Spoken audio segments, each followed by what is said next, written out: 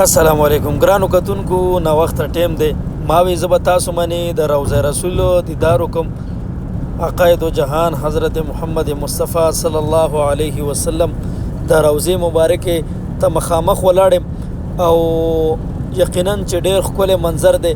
الله پاک دې هر یو مسلمان هر یو مؤمن خپل کور ته راولي او خاص کر د مدینه دا خو داسې ځای دی چې انسان زړه خوشحاله وي او بیا دلته زمون خوږ پیغمبر حضرت محمد مصطفی صلی الله علیه وسلم روزه ده. نو یقینا د هر مسلمان دا خواهش وي چې زه سعودي ته لاړ شم او بیا هلته مسجد نبوي ته لاړ شم او بیا د نبی پاک صلی الله علیه وسلم د روضې دیدار وکم او هلته په نبی پاک صلی الله علیه وسلم باندې سلام واچوم او هلته درود وویم.